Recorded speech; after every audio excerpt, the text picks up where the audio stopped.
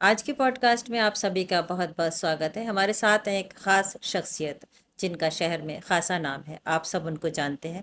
जी हाँ, डॉक्टर पवन सक्सेना जी। आप एक जर्नलिस्ट हैं और आपने एमजे, एमफिल और पीएचडी मास कॉम में जर्नलिज्म में किया है। साथ ही आपने बुक्स भी लिखी हैं और आपको अवार्ड भी मिले हैं। बहुत लंबा चौड़ा इंट्रोडक्शन है आपका। आप एक पॉलिटिशियन भी हैं और आपने कई अखबारों में काम किया है, जैसे अमर उजाला, दैनिक जागरण और दैनिक भास्कर। फिलहाल आप बरेली शहर के उपजा प्रेस क्लब के अध्यक्ष हैं। आपका बहुत बहुत स्वागत है। बहुत बहुत धन्यवाद शबनम जी। तो ये सब एक साथ कैसे होता है कि बिजनेस भी कर लें, पत्रकारिता भी कर लें और साथ में बुक्स भी लिख लें? 30 साल का एक्सपीरियंस है आपका पत्रकारिता में। तो उस वक्त की मीडिया में और आज की मीडिया में क्या फ़र्क देखते हैं? मीडिया को गोदी मीडिया कहा जा रहा है, तो आपको लगता है कि ये मीडिया गोदी मीडिया है, और किसकी गोदी मीडिया है? आपके जितने भी दर्शक हैं, आपके बहुत बहुत सारे चाहने वाले हैं जो ये शो देखते हैं, उनको पता है कि मीडिया किसकी गोदी में है और जिसकी गोदी में है वो मीडिया के साथ क्या कर रहा है वो भी वो जानते हैं। देश की सरकार चुनने में आप क्या मानते हैं कि मीडिया का रोल है? आज के दौर में मीडिया बहुत डिजाइन तरीके से और बहुत कैलकुलेटिव तरीके, और भारत का मीडिया 151 में नंबर पे है 180 में से। जैसे फॉर एग्जांपल हम कहते हैं डिजिटल इंडिया, लेकिन हम हैं डिजिटल यूजर इंडिया। मीडिया का बड़ा रोल रहता है किसी को भी बनाने में, किसी को बिगाड़ने में, किसी शख्सियत को बनाने में, चाहे तो नेता बना दें, चाहे तो एक्टर बना दें। तो क्या समझते हैं कि मीडिया किसी को बनाने और बिगाड़ने की हैसियत रखती है? थोड़ी सी चतुराई भी आप इसे मान सकते हैं जो आपको मुख्य मुद्दों से भटकाती है। मुख्य मुद्दे से याद आया कि हमारे जो मुख्य मुद्दे हैं, बेरोज़गारी है, महंगाई है और जो हमारी समस्याएं हैं, क्या मीडिया उसको दबा रहा है? फिल्में जैसे कि केरला स्टोरी है और छावा फिल्म, उसमें औरंगज़ेब को लेकर दिखाया गया। तो क्या कहीं ना कहीं बॉलीवुड भी जनता की ये रग पकड़ चुका है कि उसको क्या चाहिए? सोसाइटी का सोच जब चेंज हुई है तो फिल्मों की सोच चेंज होगी। फिल्में हम फिल्मों से नहीं बनते हैं, सोसाइटी फिल्में देख के नहीं बनती है, फिल्में सोसाइटी देख के बनाई जाती है। ये जो हिंदू मुस्लिम की खाई खोदी जा रही है, तो क्या ये प्रेरणा राजनीति से ही मिल रही है? अटल बिहारी वाजपेयी जी की आपने बात की, जिनका कि बीजेपी से ताल्लुक था। तो क्या उनकी विचारधारा में भी वही बात थी जो आज के लोगों की बात है? समय के साथ पॉलिटिक्स बदलती है, तो आज के दौर में आज के दौर की मजबूरी कह सकते हैं। हाँ, अगर या आप एमएलए बन जाते हैं तो ऐसा क्या नया करेंगे? वोटर को भी पॉलिटिशियन से ये पूछना चाहिए, भाई तुम क्यों विधायक बनना चाहते हो। विधायक और सांसद बनने के बाद सिर्फ वीआईपी बनकर रह जाते हैं। अच्छा, कुछ लोग सोशल मीडिया का बड़ा लंबा दौर चल रहा है, तो कहीं ना कहीं सोशल मीडिया मेन स्ट्रीम को इफेक्ट कर रही और है। कहीं ना कहीं सोशल मीडिया ही को अब हम मेन स्ट्रीम मीडिया मान सकते हैं। जैसा कि लोग कहते हैं कि बीजेपी धर्म की राजनीति कर रही है, तो क्या आपको लगता है कि कहीं ना कहीं मुसलमान टारगेट हो रहा है?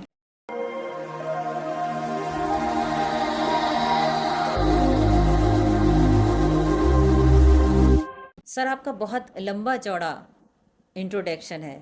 तो सबसे पहला सवाल आपसे ये है कि आपने इतने लंबे कैरियर में क्या क्या किया है? जर्नलिज्म की शुरुआत होती है लगभग 1993 के आसपास। जी। तो पहले मैं एक यहाँ सान्ध्य दैनिक निकलता था, उसमें थोड़ा सा काम किया विश्वानव के नाम से। उसके बाद में फिर मैं अमर उजाला में रहा लंबे समय, लगभग 10 वर्ष अमर उजाला को सेवाएं दी। फिर दैनिक जागरण में रहा लगभग 10-11 साल। फिर थोड़े समय टाइम्स ऑफ इंडिया का जो हिंदी न्यूज़पेपर है नवभारत टाइम्स, उसमें रहा हूँ। और कई जगह उन्होंने फ्री लॉन्चिंग का वर्क भी किया बहुत सारे ग्रुप्स के साथ। और इस समय मैं दैनिक भास्कर को देख रहा हूँ। जो दैनिक भास्कर हमारा लखनऊ से प्रिंट होता है, उसका बरेली का कार्य मेरे पास है। तो जर्नलिज्म के साथ साथ आपने बुक्स भी लिखी हैं, तो वो कौन सा सब्जेक्ट है जिस पर आपने बुक्स लिखी हैं? मैंने अपनी जॉब के साथ साथ इस विषय की पढ़ाई की, क्योंकि मुझे लगता था कि हम जिस क्षेत्र में जा रहे हैं उसकी कंप्लीटनेस हमारे साथ होनी चाहिए।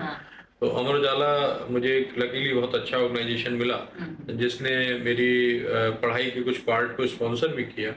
हमारे चेयरमैन थे आदरणीय राजन माहेश्वरी जी, उन्होंने किया। और मैंने मास्टर्स किया, उसके बाद में एमफिल किया, फिर पीएचडी किया। ये मैंने उसके बाद में किया, मैंने दैनिक जागरण छोड़ने के बाद पीएचडी जो मेरा कंप्लीट हुआ। और इसके साथ जो आपने बुक्स का सवाल किया, तो बीच में मैंने किताबें लिखी, एक सिटीजन जर्नलिज्म पर लिखी है, मीडिया एथिक्स पर लिखी है। तो कुछ किताबें लिखी और उसके बाद में फिर लगा कि अब इस दुनिया को छोड़ देना चाहिए। तो बीच में मैंने इसको छोड़ भी दिया और फिर मैं अपने बिजनेस में चला गया। आज आप एक सफल बिजनेसमैन हैं, जैसा कि लोग कहते हैं। तो ये सब एक साथ कैसे होता है कि बिजनेस भी कर लें, पत्रकारिता भी कर लें और साथ में बुक्स भी लिख लें? आप एक पेड़ को देखिए, जब नेचर में वो सीड जाता है जमीन के अंदर, तो वो अपनी ऊंचाई छूने के लिए पूरी ताकत लगाता है, आसमान छूने के लिए पूरी ताकत लगाता है। तो जिस भी क्वालिटी, जिस भी ब्रीड का पेड़ हो, हम इंसानों के साथ ये दिक्कत है कि हम लोग अपनी पूरी ताकत से अपने पेड़ को बड़ा नहीं करते हैं। तो मुझे ये लगता है कि ऐसी अगर कोशिश की जाए तो मल्टीपल वर्क्स किए जा सकते हैं। जैसे बिजनेस से मेरा सरोकार नहीं था, लेकिन बिजनेस हम लोगों ने किया, क्योंकि मैं जिस फैमिली बैकग्राउंड से आता हूँ वहाँ पे बिजनेस नहीं था।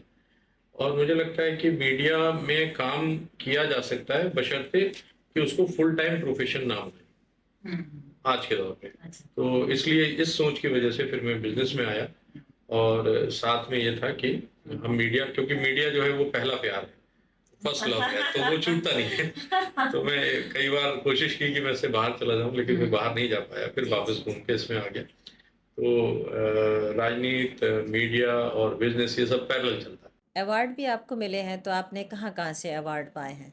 ये एक बड़ा अच्छा आपने जिक्र किया। स्टेट्समैन एक अखबार निकलता है, देश का बहुत बड़ा, बहुत पुराना अखबार है, द स्टेट्समैन के नाम से, कलकत्ता से पब्लिश होता है। और स्टेट्समैन बहुत ही, मतलब स्टेट्समैन नाम ही स्टेट्समैन है, तो बहुत ही नॉवल न्यूज़पेपर है। और भारत की जो जर्नलिज्म की परंपरा है उसमें उन्होंने बहुत कंट्रीब्यूट किया। तो मुझको उन्होंने नॉर्दर्न इंडिया में जो जर्नलिज्म का बेस्ट अवार्ड है वो दिया था। ये बात लगभग 2002 या 3 के आसपास की, तब मैं अमर उजाला में रिपोर्टिंग करता था। और मैं तो कैलकाटा को और स्टेट्समैन को नहीं जानता था, पर कुछ रिपोर्ट्स थी जिससे वो प्रभावित हुए। और उसके जो मालिकान थे, उसके जो चेयरमैन थे, एडिटर थे, तो मुझको कैलकाटा बुलाकर और बाई एयर उन्होंने बुलाया, बहुत बड़ा एक अवार्ड दिया। तो ये अच्छा है, इससे आपका हौसला बढ़ता है। जी हाँ। 30 साल का एक्सपीरियंस है आपका पत्रकारिता में, तो उस वक्त की मीडिया में और आज की मीडिया में क्या फ़र्क देखते हैं?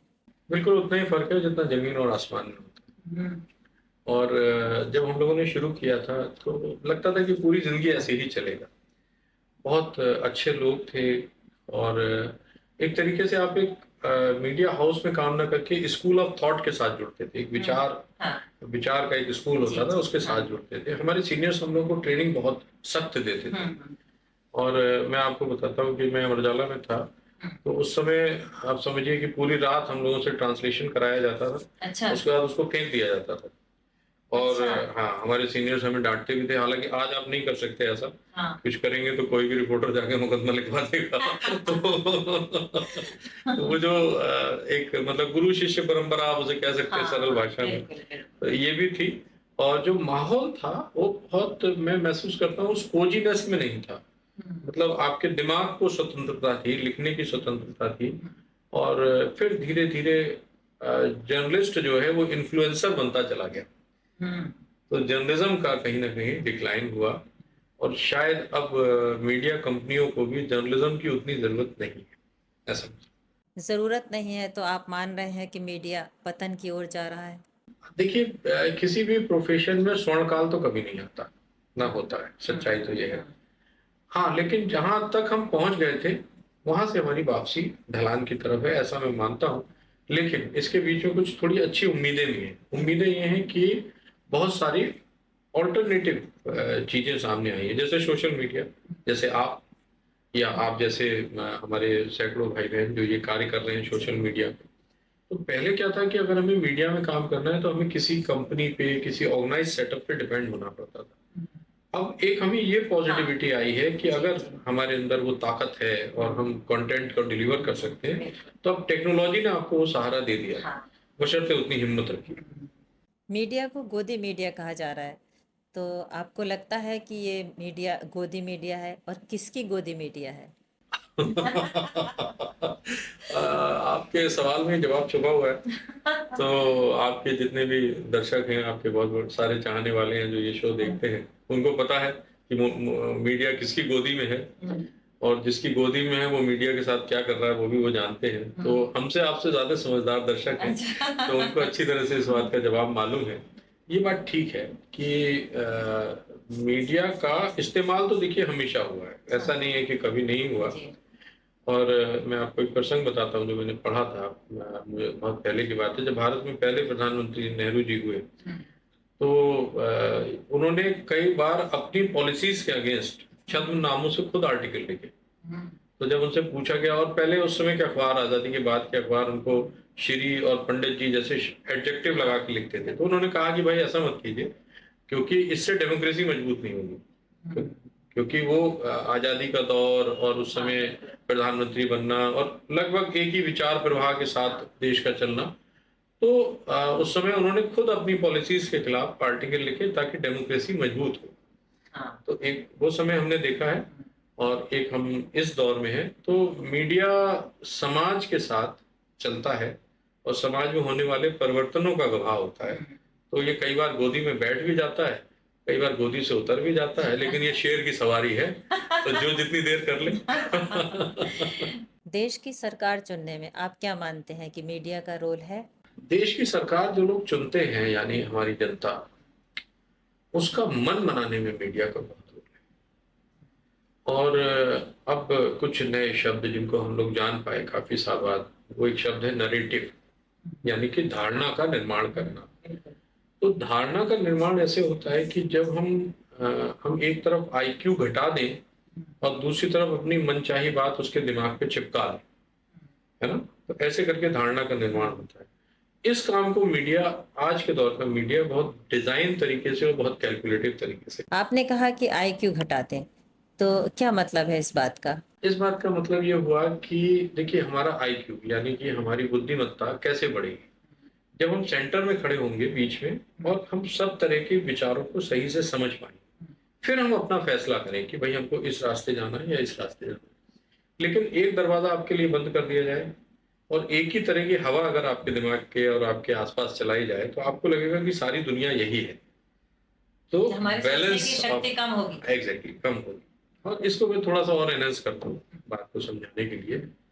देखिए, है क्या कि भारत का जो मीडिया है, अगर हम उसे थोड़ा गौर से देखें, तो उसमें अभी 2-3 दिन पहले हमारा वर्ल्ड प्रेस फ्रीडम इंडेक्स आया है।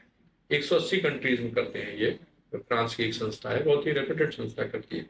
और भारत का मीडिया 151वें नंबर पे है 180 में से। अच्छा। हाँ, तो अभी पहले से रैंकिंग सुधरी है, ये बात ठीक है, लेकिन आप सोचिए, हम 180 देशों की सूची में 151वें नंबर पे हैं प्रेस फ्रीडम में। अब आप इसको कैलकुलेट ऐसे कीजिए कि पूरे, अगर हम भारतीय समाज को देखें, तो कुछ अपवादों को अगर छोड़ दें, तो हमारे समाज में इनोवेशन नहीं होते, है ना? जैसे फॉर एग्जांपल हम कहते हैं डिजिटल इंडिया, लेकिन हम हैं डिजिटल यूजर इंडिया। भाई, हम कहाँ बना रहे हैं? मेटा हमने नहीं बनाया, गूगल हमने नहीं बनाया, फेसबुक हमने नहीं बनाया, हम यूजर हैं। ठीक है ना? तो है क्या, इनोवेशन से हम दूर हैं। इनोवेशन का जो सीधा रिश्ता होता है वो आपकी प्रसन्नता से होता है, जॉय से। जब आप खुश होंगे तो कुछ इनोवेट करेंगे, ठीक है ना? तो अब आप खुश नहीं है। खुश क्यों नहीं है? क्योंकि आप स्वतंत्रता में कहीं ना कहीं आपकी बाधा है। ये बड़ी छोटी छोटी बारीक चीजें हैं जिसको इतनी आसानी से नहीं समझा जा सकता, लेकिन अगर आप गौर से देखें तो ये सब कोरिलेटेड है आपस में, है ना? तो हमारे पास क्योंकि कहीं ना कहीं आजादी फंसी हुई सी लगती है, प्रसन्नता, आपकी खुशी फंसी हुई सी लगती है, तो इसलिए इनोवेशन भी फंसा हुआ लगता है ना? आपने बहुत अच्छी बात कही है कि हम डिजिटल इंडिया है नहीं, बल्कि डिजिटल इंडिया के यूजर हैं, और हम नारे लगाते हैं कि डिजिटल इंडिया। और अब देखिए कि हमारी लगभग 64-65% आबादी हमारे देश की, बहुत हम लकी है, मतलब ऊपर वाले की बड़ी कृपा है हमारे ऊपर, जो बहुत ही युवा देश है। लेकिन युवा देश को बहुत एनर्जी के साथ, मतलब आपके इंजन में ढेर सारी ताकत है, पर वो किस दिशा में जाए, ये बहुत इम्पोर्टेंट। और एक चीज और आपसे जोड़ना चाहूंगा कि हम सिर्फ सरकारों को दोष देते रहे, ये भी जरूरी नहीं।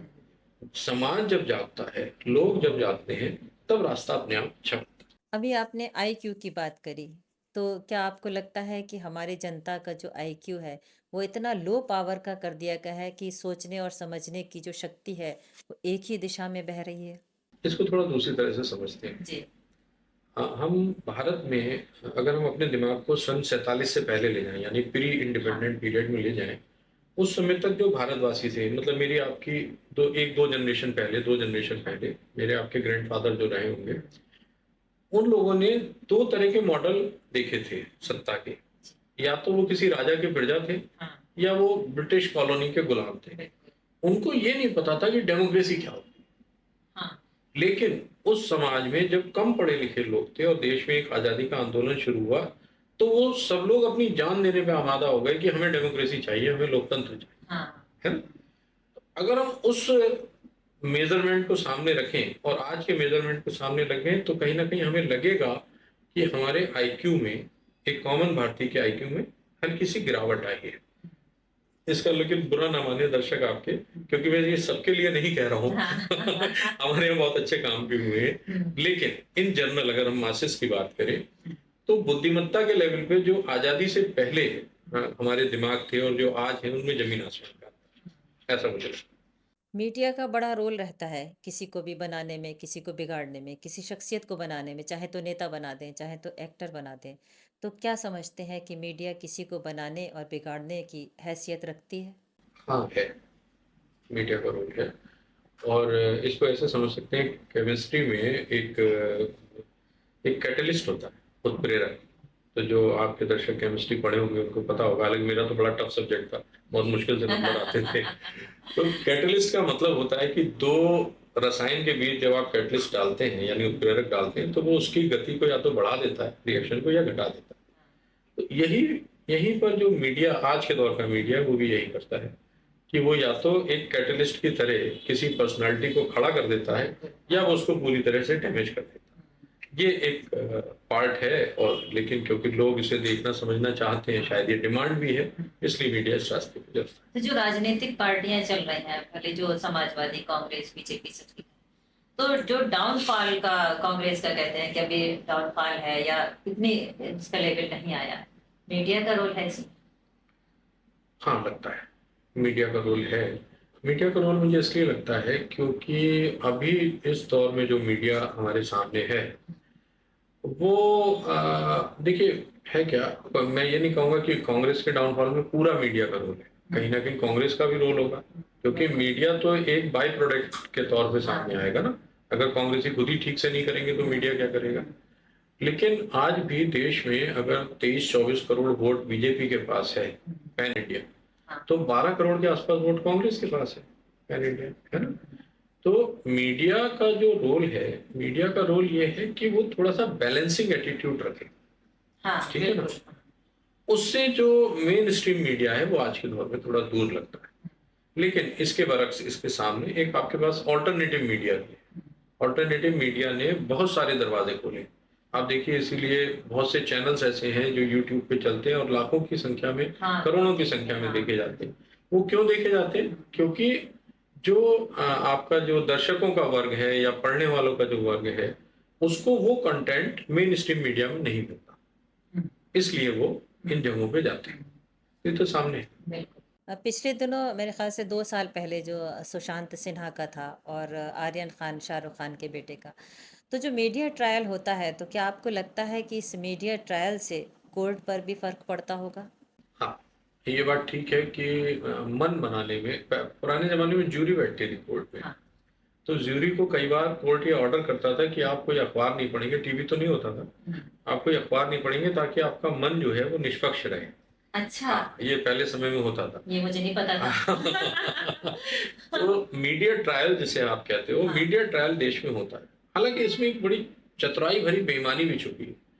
वो ये है कि अगर हम किसी फ़िल्म स्टार के सुसाइड पे 1 महीना बात कर रहे हैं, तो वो 1 महीना जो कॉमन जनता का स्पेस है, जो उनके मुद्दों का स्पेस है, वो हमने एक ऐसे विषय को दे दिया जो आपके बीच में उत्तेजना बढ़ाता है ना? या आपके दिमाग को फँसाता है। तो ये एक वेल डिज़ाइन, थोड़ी-सी चतुराई भी आप इसे मान सकते हैं, जो आपको मुख्य मुद्दों से भटकाती है। मुख्य मुद्दे से याद आया कि हमारे जो मुख्य मुद्दे हैं, बेरोजगारी है, महंगाई है और जो हमारी समस्याएं हैं, क्या मीडिया उसको दबा रहा है? इसको क्या मीडिया नहीं बता रहा है? जो हमारी असल समस्याएं हैं, क्या उसे उजागर नहीं कर रहा है? देखिए, 2 बातें हैं। इसको थोड़ा दूसरे एंगल से अगर हम पकड़ें इस सवाल को, जनता को भी थोड़ा ये सोचना पड़ेगा कि बहुत मशक्कत के बाद वो नागरिक बन पाई है ना? सिटीज़न बन पाई। जब आपको आज़ादी मिली, संविधान मिला, तो आपको नागरिकता मिली, आपको अधिकार मिले, और इसके पीछे बहुत बड़ी संख्या में लोगों की कुर्बानियाँ हैं। हर किसी ने अपना-अपना रोल प्ले किया। आप किसी से सहमत हो सकते हैं, किसी से असहमत हो सकते हैं, किसी को पसंद नापसंद कर सकते हैं, और हमारे आपके बुजुर्गों ने बहुत बड़ी कुर्बानियां दी। वो प्रजा से नागरिक बने थे, अब आप नागरिक से दोबारा प्रजा बनने की तरफ चल दिए हैं। तो ठहर के सोचिए जरा, आप क्या कर रहे हैं। जो आपकी डिमांड होगी मीडिया तो वही परोसेगा ना आपके सामने, मीडिया वही परोसेगा। आप देखिए आज भी देश में कुछ अखबार ऐसे हैं जो उसको प्रोडक्ट लिखते हैं, है ना, वो न्यूज़पेपर अब नहीं लिखते हैं, वो प्रोडक्ट लिखते हैं, हमारी इंटरनल भाषा में प्रोडक्ट मानते हैं। तो अगर एक न्यूज़पेपर एक प्रोडक्ट है तो वो तो अकॉर्डिंग टू डिमांड निकलेगा। हाँ, तो बिल्कुल। ये डिमांड करने वाले को तय करना है कि उसको कैसा प्रोडक्ट है। तो कहीं न कहीं आप ये कह रहे हैं कि जो हमारी ज़िम्मेदारियाँ हैं, जो जनता की ज़िम्मेदारियाँ हैं, वो हम कहीं न कहीं नहीं समझ रहे हैं?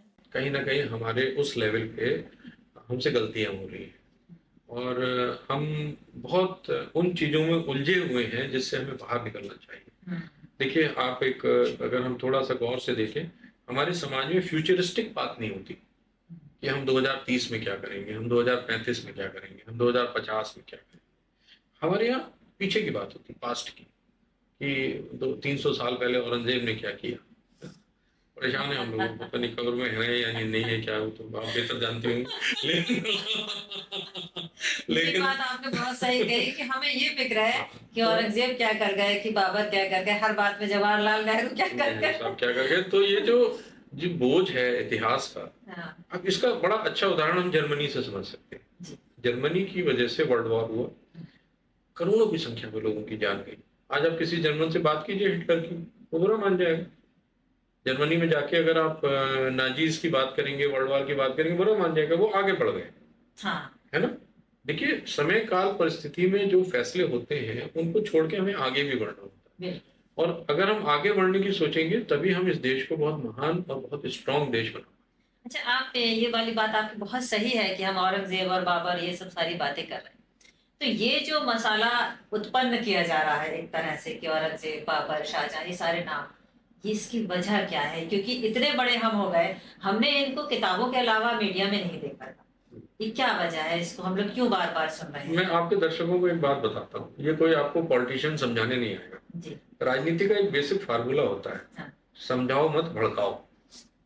उसी पे जो चल जितना रहा है। अच्छा भड़का ले वो उतना अच्छा पॉलिटिशियन। उसी पे चल रही बीजेपी। हाँ, नहीं मैं ये नहीं कहूँगा बीजेपी चल रही, सभी चल रहे हैं। हाँ। देखिए पॉलिटिक्स का जो बेसिक फार्मूला है वो समझाने पे आधारित नहीं है। आपकी उत्तेजना किस में जागृत हो रही है, आप आवेशित कैसे हो रहे हैं, क्योंकि आप जितना आवेशित होंगे उतना पॉलिटिशियन की दुकान चलेगी, है ना।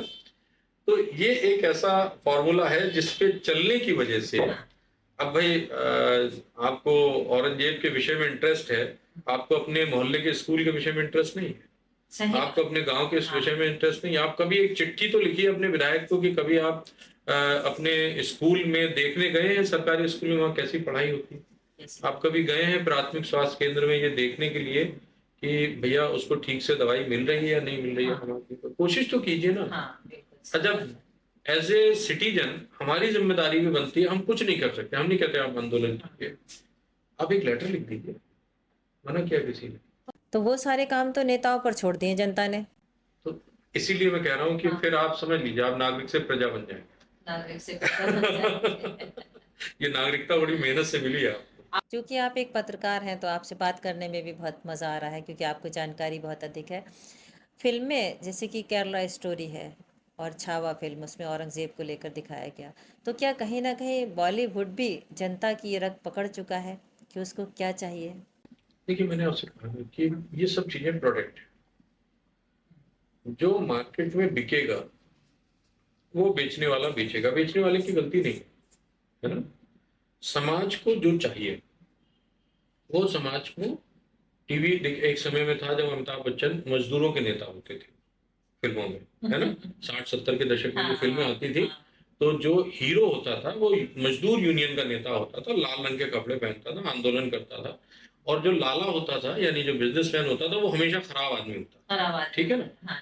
अभी जो हीरो होता है उसके घर में हेलीकॉप्टर होता है और उसके पास बड़ी बड़ी गाड़ियां होती हैं, बहुत बड़े बड़े महल होते हैं, तब वो हीरो आपस में मानने के लिए तैयार है। तो सोसाइटी का सोच जब चेंज हुई है तो फिल्मों की सोच चेंज होगी। फिल्में हम फिल्मों से नहीं बनते हैं, सोसाइटी फिल्में देख के नहीं बनती है। नहीं, आजकल क्या फिल्में हो रहा है, सोसाइटी देख के हाँ बनाई बिल्कुल, जाती है। आजकल क्या हो रहा है कि आप देखिए फिल्म में किसी जाएंगे और वहाँ हिंदू मुस्लिम दिखा दी तो लोग वहीं खड़े होकर लड़ने को तैयार है। हाँ, तो तैयार। क्या है ये जो आपकी आईक्यू वाली बात है, वो बड़ी मुझे समझ में आई है कि शायद वो लेवल गिरा है। देखिए, एक बात और भी है इसमें पीछे, वो ये है कि लगभग भारत में अगर हम देखें तो 1000 साल से ज़्यादा का हिंदू मुसलमानों का साथ हाँ का एक इतिहास है, लंबा इतिहास हाँ है। जी। और कहीं न कहीं कुछ चीज़ें ऐसी अधूरी ज़रूर छूटी हैं, जो आज के राजनीति को मौका देती हैं, उन अधूरी चीज़ों को पूरा करने के लिए, है ना? तो ये दोनों ही, मैं नहीं कहूँगा किसी पॉलिटिशियन की ज़िम्मेदारी है, दोनों ही समाज के जो प्रमुख लोग हैं, जो दोनों ही समाज के जो मतलब जो हिंदुओं के हों या मुस्लिमों के हों, जो मेन लोग हैं, ये उनकी ज़िम्मेदारी भी बनती है कि वो अपने-अपने समाज को समझाएँ, है ना? और सही बात बताएँ। अगर किसी ने गलती की है तो कहेंगे भी मुझसे गलती हुई। किसी ने अच्छा किया है तो बताइए कि उसने अच्छा किया। आपको रहना तो एक ही ज़मीन पे है ना साथ में। कौन-सा अल्टरनेट आप बनाएँगे बताइए? ये जो हिंदू मुस्लिम की खाई खोदी जा रही है, तो क्या ये प्रेरणा राजनीति से ही मिल रही है? मैंने कहा नहीं, समझाओ नहीं, भड़काओ। बस इस फ़ॉर्मूले को याद कर समझाओ लीजिए, नहीं समझ और लीजिए। भड़काओ, तभी अपनी दुकान चलेगी है। चलेगी। आपका एक लंबा कैरियर पत्रकारिता में रहा है, तो आपने बड़े-बड़े लोगों के पॉलिटिशियंस के इंटरव्यू रहे लिए हैं, तो कैसा तजुर्बा रहा? अच्छा रहा। पहले मतलब मेरे जब मैंने अपना करियर शुरू किया, तो पॉलिटिशियंस से दोनों तरह की बात होती थी, मतलब ऑफ बीट भी बात होती थी। सारे अलग-अलग नेताओं से लिया, बीजेपी, हाँ, समाजवादी, सारे, सबके, तो सारे। उन लोगों में उस वक़्त क्या बात होती थी? सारे लोग बहुत पॉज़िटिव मुझे मिले टुवर्ड्स मीडिया और प्रिंट की खास तौर पे, क्योंकि मैंने लंबा किस-किसके करियर, इंटरव्यू लिए सर आपने? मैंने अटल जी, आडवाणी जी, मुलायम सिंह यादव जी, उमा भारती जी, राजनाथ सिंह जी, मायावती जी, है ना? जो मतलब जितने भी आप उस दौर के, जो सन 90 के जॉर्ज साहब, जॉर्ज फर्नांडिस साहब, है ना? 90 के बाद से जो भी बड़े लीडर्स जितने भी हुए हैं, मुझे सौभाग्य मिला कि मैं उनमें से ज़्यादातर लोगों से बात कर पाया, उनको कवर कर पाया। और एक मेरे अंदर भी कॉन्फिडेंस आया कि क्योंकि आपको सीखने को भी मिलता है उन लोगों से। लेकिन बहुत सारे लोग ऐसे थे जो वाक़ई में बड़े हैं। मतलब इसलिए नहीं कि वो किसी पद पर हैं, व्यक्तित्व से भी बड़ा होना बड़ी बात होती है ना? अटल बिहारी वाजपेयी जी की आपने बात की, जिनका कि बीजेपी से ताल्लुक था, तो क्या उनकी विचारधारा में भी वही बात थी जो आज के लोगों की बात है? देखिए, अटल जी हो गए या उस दौर के जितने भी नेता हो गए, थोड़े से सबमिसिव थे। थोड़े ना, मतलब बीच के रास्ते पे चलते थे, मिडिल रास्ता, मध्य मार्ग, जो महात्मा बुद्ध हमें समझा के गए कि मध्य मार्ग पे चलिए। और अभी जो ये दौर है, इसमें अगर आपको राजनेता बनना है तो मध्य मार्ग आपके लिए एप्लीकेबल नहीं है। नहीं, या तो आप दोस्त हैं या आप दुश्मन हैं, बीच में नहीं। ये एक परिवर्तन है। खराब दौर है ये तो।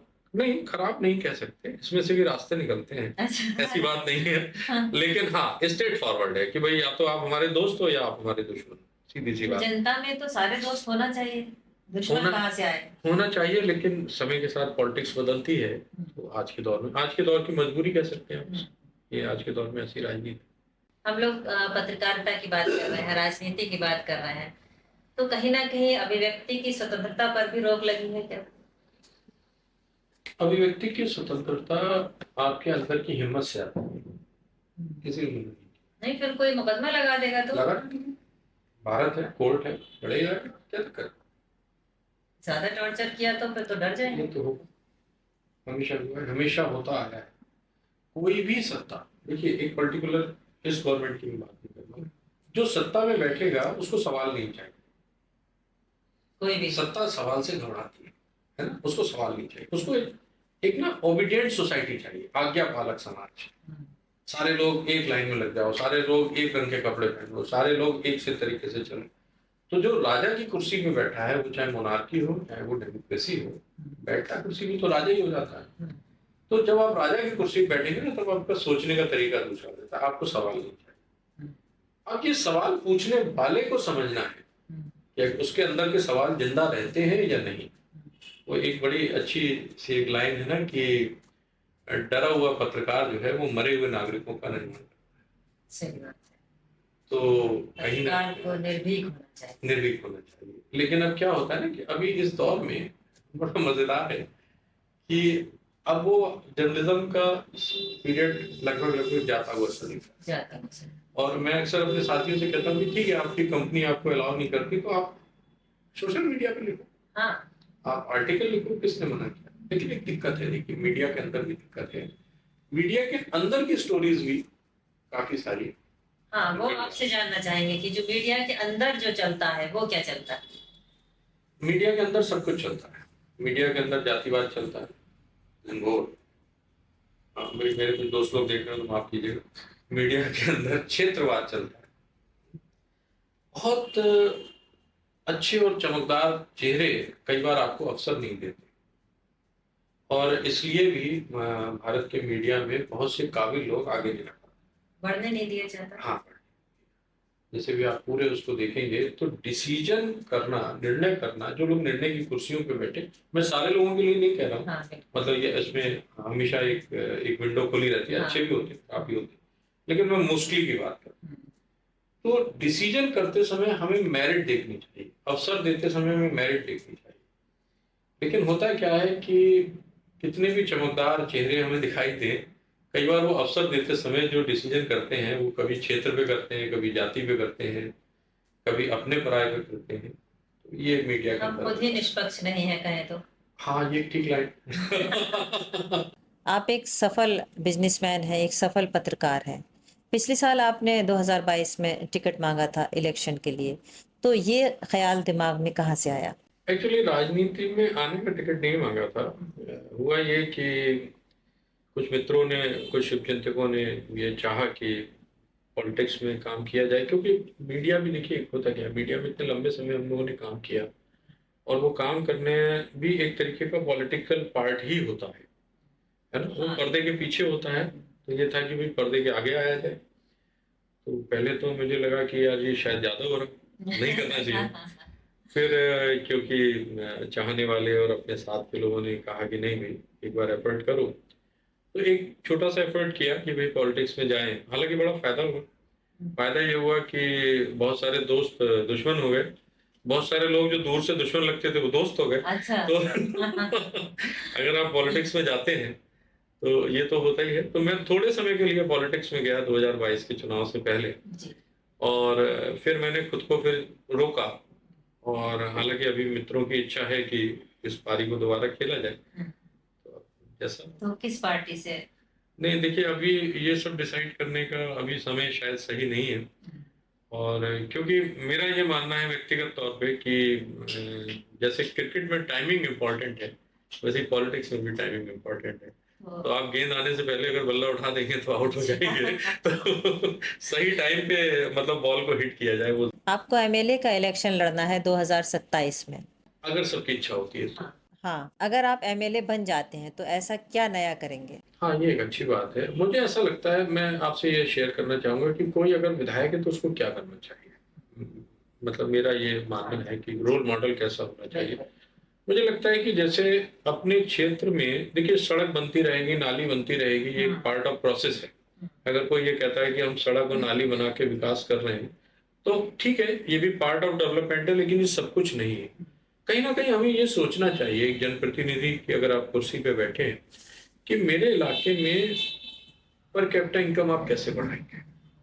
एक कॉन्स्टिट्यूंसी में ऑलमोस्ट अगर मान लीजिए 4 लाख वोटर है, यानी 4.5 लाख वोटर, 1 लाख घर है, तो 1 लाख घरों में लगभग आधी आबादी ऐसी जरूर है या उससे ज्यादा है जिसको फाइनेंशियल अपलिफ्टमेंट की जरूरत है। अब यहाँ पे सोचने का काम आपके जनप्रतिनिधि का है कि मेरे इलाके में किसको क्या चाहिए। रोजगार चाहिए तो हम हर चीज सरकार की तरफ नहीं देख सकते, हम अपने लोगों को डेवलप करें, हम ऐसी चीजें बनाएं जिससे हमारे लोग खुशहाल, हम ऐसी चीजों को क्रिएट करें जो अपॉर्चुनिटी दें। फैक्ट्रीज लगना चाहिए, जिसकी जरूरत है रोजगार की जरूरत है, हम उतना फ्रेंडली हों इन चीजों को लेकर। फैक्ट्री भी बंद हो गई। देखिए क्या है, मैं आपको, मुझे ऐसा लगता है कि जैसे एनसीआर से कहा गया कि भाई फैक्ट्रियां हटाई जाए, हम लोग 250 किलोमीटर की दूरी पे हैं और अब इंफ्रास्ट्रक्चर बहुत अच्छा है, तो हम एक बड़ा इंडस्ट्रियल जोन डेवलप कर सकते हैं। हम दिल्ली के एनसीआर के लोगों से कह सकते हैं कि भाई हमको ये बताओ आपको कैसी मैन पावर चाहिए। आप देखिए बरेली एजुकेशन और हेल्थ का हब है, बहुत सारे इंस्टीट्यूट खुले हुए हैं। आपको जैसी मैन पावर चाहिए, आप इन इंस्टीट्यूट्स वाले अपने सब साथियों को, मित्रों को कहिए कि भाई हमको इस पर्टिकुलर ट्रेड के लोगों को दीजिए तैयार करके। अगर हम 5-10 साल इस पर मेहनत कर लें, तो देखिए यहाँ पर डेवलपमेंट आ जाएगी। ये ओरिजिनल डेवलपमेंट होगा, जिस पे हमें काम करना चाहिए। वरना तो हम सड़क पे सड़क बनवाते रहेंगे, नाली पे नाली बनवाते रहेंगे, फ्यूज बल्ब पे दोबारा बल्ब लगवाते रहेंगे और इसको विकास मानते रहेंगे। ये बात सही है आपकी कि हमने कभी रोजगार की तरफ ध्यान दिया ही नहीं। पॉलिटिशियन को विजन के साथ आना चाहिए और वोटर को भी पॉलिटिशियन से ये पूछना चाहिए, भाई तुम क्यों विधायक बनना चाहते हो, तुम्हारा अपना विजन क्या है ना? तो ये हो सकता है, पता नहीं ऐसा हो पाएगा नहीं हो पाएगा। सड़कों की बात जो आपने कही, आपकी जो शहर है जो आपको दिखता है वही है। अगर आप थोड़ा सा शहर विधानसभा के जो गांव दिखते हैं आप चले जाइए तो वहां भी सड़क नहीं। नहीं, देखिए जैसे हमारा नगर निगम है, तो नगर निगम एरिया में कुछ काम अच्छे हुए हैं जो हमें तारीफ भी करनी चाहिए। जैसे रोड इंफ्रास्ट्रक्चर अच्छा हुआ तो वही सामने सामने वाले रोड है ना जो हमें दिख रहा है, जो इंटीरियर में आज भी नहीं है वहाँ रोड। इंटीरियर में जो ग्रामीण क्षेत्र का इलाका है, देखिए ये प्रोसेस है, ये अपने आप भी नियमता चलते चलते भी अपने आप पहुंच जाता है। लोग डिमांड करते हैं, डिमांड राइज करते हैं, तो धीरे से सड़क बन जाती है, नाली बन जाती है। कुछ अच्छे पॉलिटिशियन भी हैं जो उस पर काम करते हैं, उससे काम करवाते हैं, ठीक है। लेकिन मुझे लगता है कि इससे ज्यादा एक विजनरी अप्रोच के साथ हमको राजनीति को और लोगों को देखना चाहिए। आपके ध्यान में है कि ये सब बातें होना चाहिए, रोजगार होना चाहिए, तो एक विधायक में और क्या क्या होना चाहिए? मुझे लगता है कि देखिए जो जहाँ कॉमन आदमी की लाइफ इम्पैक्ट हो रही है, जैसे हेल्थ सर्विसेज है, अब हर आदमी जाकर प्राइवेट में इलाज नहीं करा सकता, बहुत कॉस्टली है ना? तो हम दो तरह से उसको, जैसे अभी आयुष्मान कार्ड अच्छी योजना है, आयुष्मान एक ठीक है, लेकिन आयुष्मान को लेकर अगर दिक्कत आ रही है तो लोगों को हेल्प मिलनी चाहिए, कोई विंडो होनी चाहिए जहां वो अपनी बात कह सके। इसके अलावा आप देखिए कि लोगों को जो प्राथमिक स्वास्थ्य केंद्र हैं, जो अस्पताल हैं, मुझे थोड़ा अफसोस होता है, मैं देखता हूँ कि पॉलिटिशियंस को कंटिन्यू विजिट करना चाहिए। कोई नहीं आता। हाँ, कम लोग जाते हैं। कभी कभी जाइए, कभी आप देख के आइए, कभी दुख दर्द में शामिल होइए, है ना? थोड़ा थोड़ा महसूस कीजिए, तो महसूस करने वाली राजनीति का होना चाहिए। हाँ हाँ, विधायक और सांसद बनने के बाद सिर्फ वीआईपी बनकर रह जाते हैं। कुछ लोग करते भी हैं, कुछ जाने आने का प्रयास करते हैं, लेकिन इसकी थोड़ी संख्या बढ़नी चाहिए। मुझे लगता है कि थोड़ा एक लगे कि अगर आप एक पॉलिटिशियन हैं तो आप सेंसिटिव भी हैं, संवेदनशील भी हैं। कहीं ना कहीं आपको ये लगता है कि कोई सांसद या विधायक बन गया तो वो पार्टी के ऑर्डर में बंधा होता है, तो ऐसा नहीं है कि वो अपने आप ही कुछ कर सके? हाँ, ये बात ठीक है, क्योंकि उसकी बेचारे की मजबूरी होती है, और आप वोट तो आप पार्टी को दे रहे हो। वही ये तो बात है ना भाई, आपको वोट व्यक्ति को कहाँ दे रहे हो, व्यक्ति को पार्टी को कहाँ दे दे रहे रहा है, तो ये भी एक हो। तो मुद्दा थोड़ा है। थोड़ा बैलेंस कर लीजिए, 50-50, मतलब पार्टी को भी वोट दीजिए और कैंडिडेट को भी देख लीजिए कि वो बंदा भी कैसा देख है, लीजिए कि बंदा भी कैसा देख लीजिए है। कैसा है। अच्छा, सोशल मीडिया का बड़ा लंबा दौर चल रहा है, तो कहीं ना कहीं सोशल मीडिया मेन स्ट्रीम को इफेक्ट कर रही है? हाँ, बिल्कुल कर रही है, बिल्कुल कर रही है, क्योंकि सोशल मीडिया ज़्यादा पावरफुल है। अभी लोग अपनी बात को कहने को लेकर ज़्यादा रिएक्टिव हैं, और कहीं ना कहीं सोशल मीडिया ही को अब हम मेन स्ट्रीम मीडिया मान सकते हैं, क्योंकि मेन स्ट्रीम मीडिया जिसको हम कहते हैं, ये हम अपनी पुरानी धारणा के आधार पर करते हैं। लेकिन अगर समाज पे ज़्यादा इम्पैक्ट कोई डाल रहा है तो वो ज़्यादा इम्पैक्ट सोशल मीडिया का। और क्या क्या आपका फ्यूचर प्लान है? ऊपर वाला जाने। मैं तो थोड़ा सा मतलब ईश्वर की निज़ाम में ज़्यादा विश्वास रखता हूँ, और मुझे लगता है कि मैं बहुत प्लानिंग करने वाला तो बंदा नहीं हूँ, ना मैं कर पाता हूँ। तो जैसे वो चलाएगा वैसे चलेंगे, बाकी जब आप सब लोग मित्र लोग जैसा तय करेंगे वैसा चलेंगे। जैसा कि लोग कहते हैं कि बीजेपी धर्म की राजनीति कर रही है, तो क्या आपको लगता है कि कहीं ना कहीं मुसलमान टारगेट हो रहा है? देखिए, वैसे तो अधर्म की राजनीति किसी को भी नहीं करनी चाहिए, राजनीति तो सारी धर्म की ही करनी चाहिए। उस धर्म की परिभाषा क्या है ये समझना चाहिए, ये जरूरी है, क्योंकि अगर धर्म को हम उस में से निकाल देंगे, धर्म का मतलब क्या है? धर्म का मतलब किसी का गला काटना नहीं है। धर्म का मतलब है नहीं, कि मेरा धर्म से मतलब हिंदू मुस्लिम राजनीति से था। हाँ, तो आप कहना चाह रहे हो कि कॉमनल पॉलिटिक्स होता है। देखिए, आज क्या हुआ है कि आज़ादी के इतने साल के बाद, लगभग 75 साल बीतने के बाद, मैं इसको इस नजरिए से देखता हूँ कि हमारे देश में सिर्फ दो तरह की पार्टियां हैं। एक पार्टी जो कॉमनल पॉलिटिक्स करती है, एक पार्टी जो नॉन कॉमनल पॉलिटिक्स करती है। मैं उसको ये नहीं कह रहा हूँ सेकुलर पॉलिटिक्स करती है, नॉन कॉमनल करती है, कि सारे हमारे पास आ जाए, नेचुरल। और जो कॉमनल पॉलिटिक्स करती है वो खुलेआम करती है कि भाई हम इनकी बात कर रहे हैं, है ना? तो एक तो अलग अलग नाम हो सकते हैं, पूरे देश में आप देखोगे तो पार्टियों के नाम अलग अलग हो सकते हैं। अब ये जनता को तय करना है कि उसको किसके साथ खड़ा होना है ना, ये बहुत इंपॉर्टेंट है।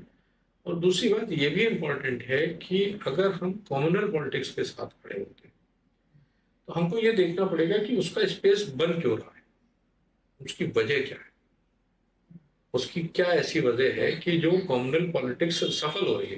भाई देखिए, किसी ने कोई फार्मूला बनाया और वो अपने लैब में अपनी किचन में उसने फार्मूला बनाया और मार्केट में दे दिया, वो मार्केट में हिट हो गया, उसके लिए तो वो ठीक है ना। बिल्कुल। तो इसलिए मुझे लगता है कि थोड़ा सा हम सभी को एक आत्मनिरीक्षण करना चाहिए, इंट्रोस्पेक्शन करना चाहिए कि आखिर इस एटीट्यूड के साथ ये देश किस रास्ते पे जाएगा। बहुत बहुत शुक्रिया आपका, और आप जिस विज़न के साथ पॉलिटिक्स में आ रहे हैं, हम सबकी दुआ है कि आप इस विज़न को पूरा करें। बहुत बहुत शुक्रिया। बहुत बहुत शुक्रिया, बहुत बहुत धन्यवाद। Thank you so much.